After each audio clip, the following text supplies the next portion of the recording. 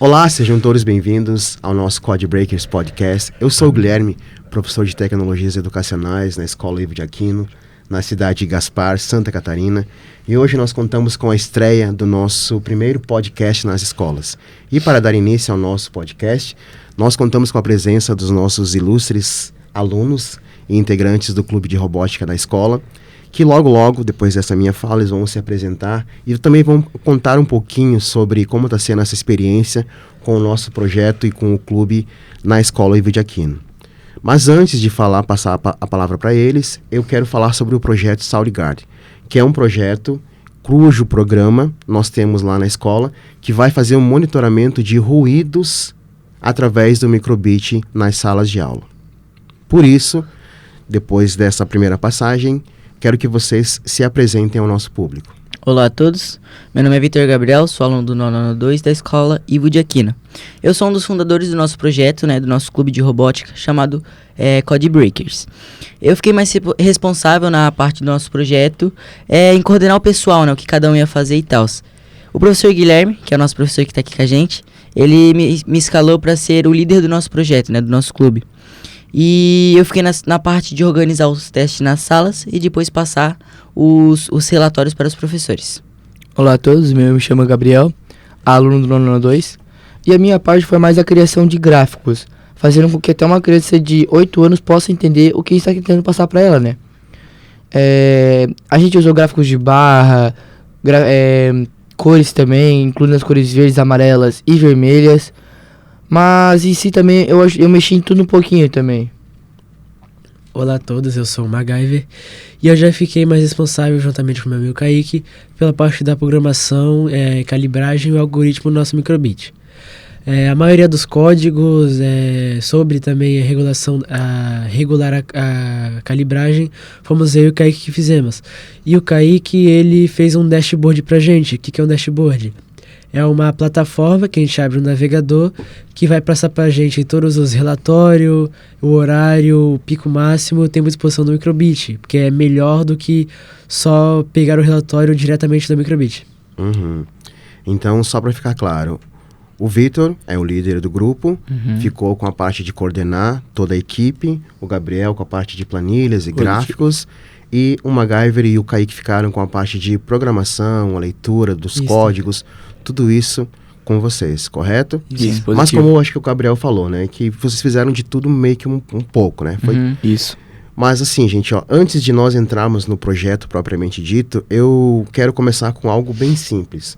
Uma pergunta bem simples para vocês. Eu quero o máximo de honestidade possível. Quando vocês passam pelos corredores da escola, quando vocês passam em frente a alguma sala de aula, qual que é a percepção de ruído ou barulho que vocês têm das salas de aula? Então, professor, sendo bem sincero, é muito barulhento. Muito barulhento.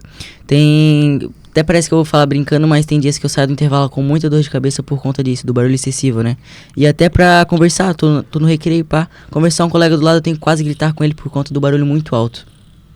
Cara, isso é verdade mesmo, não tô brincando. Tem salas, tipo sexto ano, cara, é uma barulheira naquela sala que tu não tem noção, parece que as crianças estão se matando naquela sala. Tu passa assim na frente da porta, pode estar a porta fechada, pode estar qualquer coisa, mas cara, tu ouve muito alto as crianças gritando, bagunçando. É muito intenso o nível que eles falam muito alto mesmo, Eu jamais notava dentro de sala de aula. Tem um momento do nosso horário de estudo que coincide com o recreio dos menores. Muita gritaria, ela fala mesmo, eles brincando, eles gritando.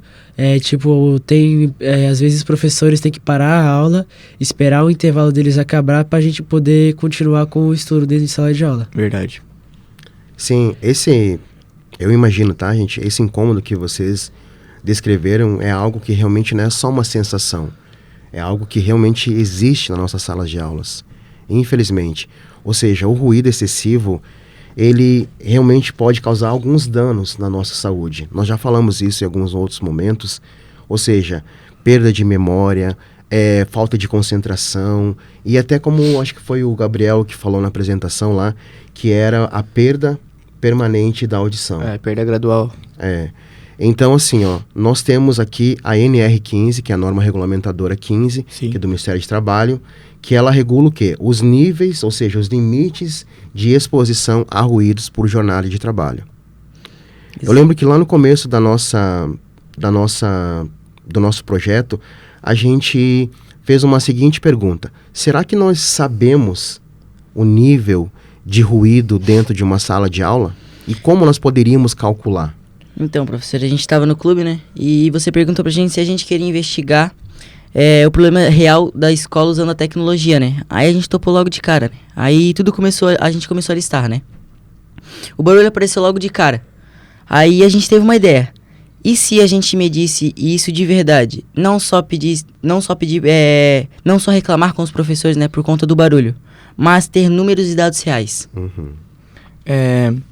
Bom, na hora que a gente foi pesquisar sobre decibéis, que é a nossa medida do som, eu descobri que 85 decibéis é um nível bem perigoso, sem o uso do EPI, sabe?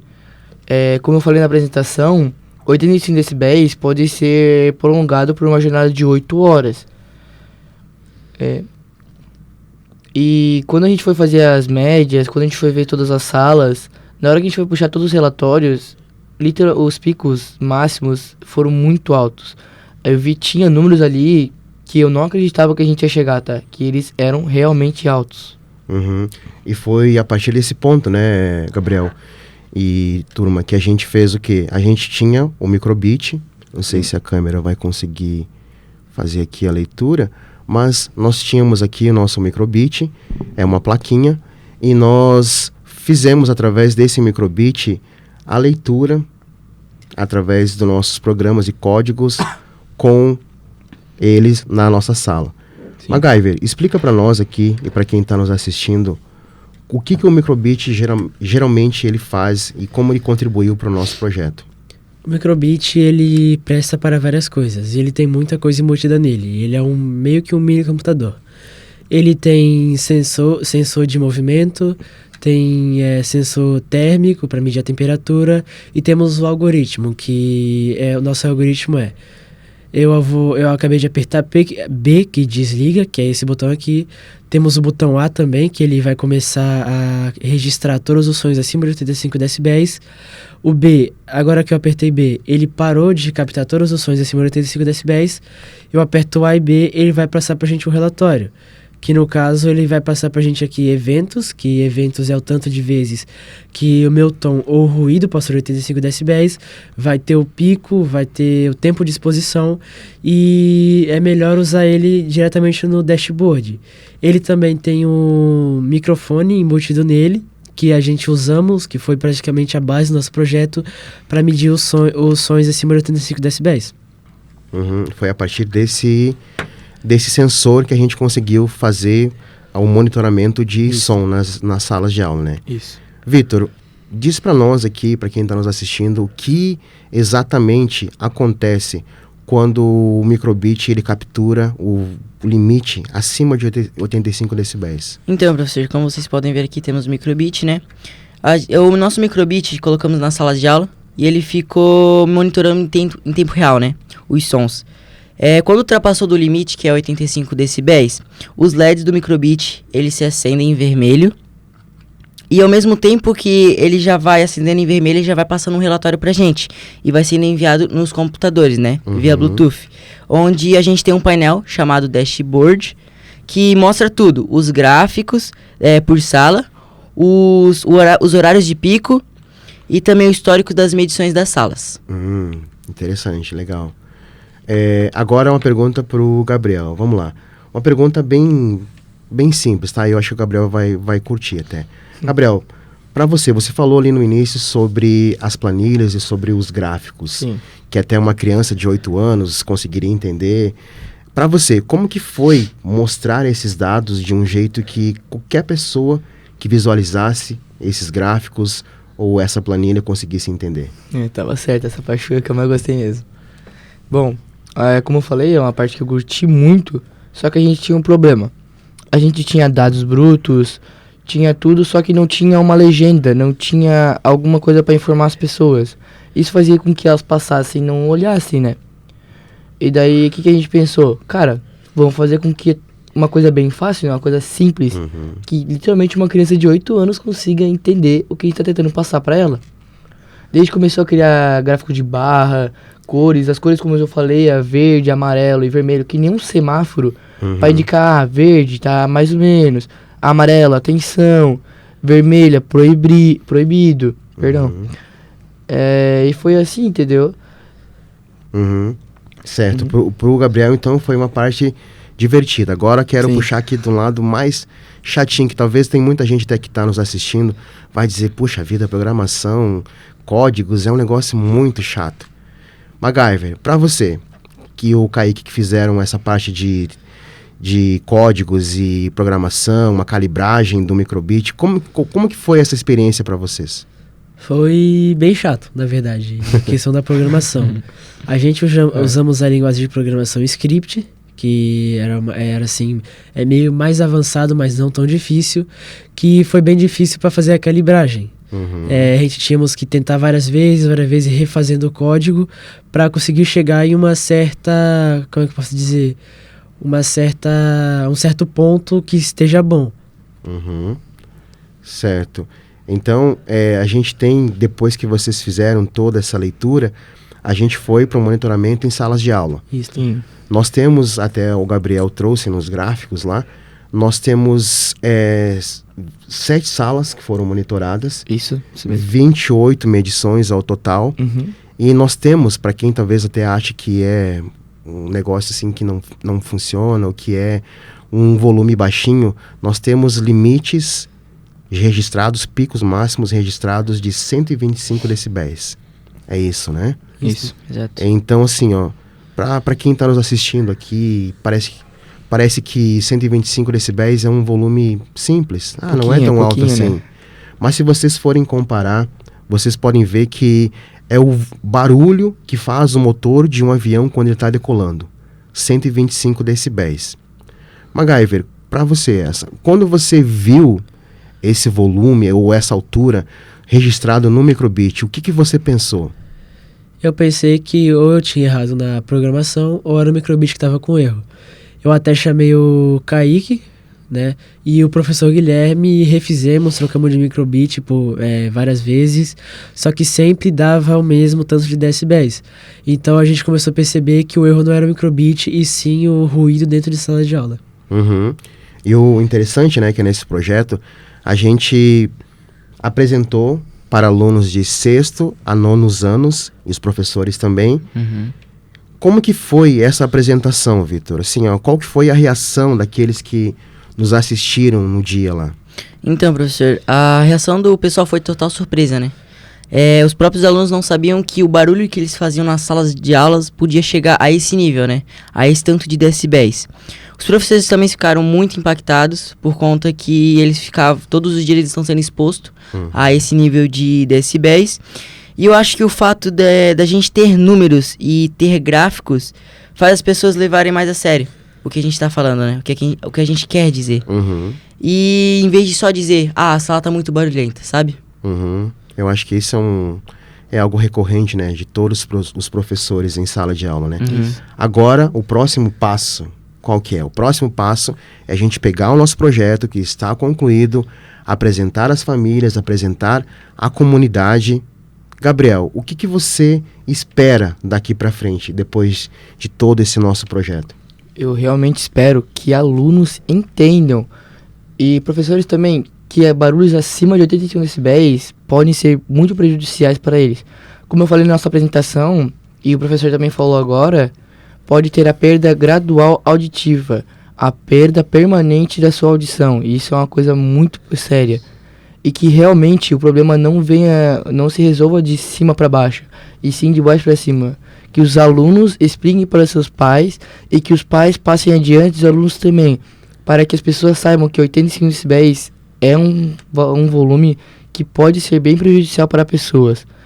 E que, cara, se um aluno aprender é bom, mas agora uma turma, um grupo de amigos, um conjunto de pessoas entendam, é muito melhor. Sim.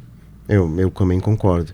Acredito também, assim, no que o Gabriel falou, que realmente se nós conseguirmos conscientizar uma turma, já vale para nós, né? Já Já vale, né? A gente conseguir conscientizar uma turma completa, já vale, já diminui, já os professores já vão ficar mais felizes com esse feedback, né, dos alunos. Eu acredito também nisso, gente. Agora, pra gente já finalizar, tá bom o papo, mas a gente precisa finalizar.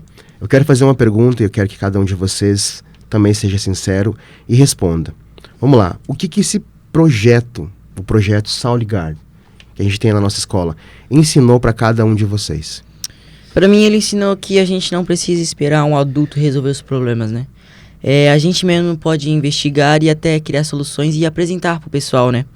E as pessoas vão ouvir. Quando a gente tem dados, quando a gente tem gráficos e argumentos reais, as pessoas vão ouvir, elas vão entender o que a gente está querendo dizer, sabe? Cara, realmente, é muito mais importante você saber falar uma ideia do que você ter uma ideia. Porque assim, ter uma ideia é bom, é importante, sim, mas não adianta nada você ter essa ideia e não souber explicar. A gente tinha dados, tinha tudo, tinha a ideia, mas se a gente não soubesse falar, não ia adiantar em nada. Porque a gente teve uma ideia, a gente teve uma coisa muito top, mas a gente não sabia como falar. Então, tipo, falar a ideia é muito melhor do que ter ela. E o jeito que você fala, o jeito que a gente apresentou, que você apresenta, muda completamente o cenário. Eu já aprendi que errar faz parte, porque na questão da programação eu e o Kaique erramos bastante. Também na calibragem e no microbit, porque o microbit ele não traz pra gente diretamente no decibéis, que é a nossa unidade de medida. Aqui a gente tem o decibelímetro, esse botão aqui eu ligo ele. A partir daqui, ele tá medindo todos os sons acima de 85 decibéis. Tá, o microbit, ele não traz pra gente diretamente nisso, que é o certo. Ele tem sua própria escala. E com isso, a gente precisa fazer o quê? Criar uma fórmula, que eu não citei. A gente criamos uma fórmula matemática para poder trazer a escala do microbit em dados reais, assim, meio que trazer ele pro certo. Certo, gente. Então, você fez no microbit uma leitura, mudando a escala do microbit em números através da matemática, trazendo para o decibéis, que é o número de medida de som do nosso decibelímetro. É isso? Isso. Certo, gente. Então, já vamos finalizar também aqui, gente. O Soundguard não é só um projeto escolar, é uma prova de que realmente, como o Vitor falou, os alunos podem investigar problemas reais, podem criar soluções reais e também, como acho que foi até o Gabriel falou assim, gerar uma transformação real na nossa sociedade. Isso.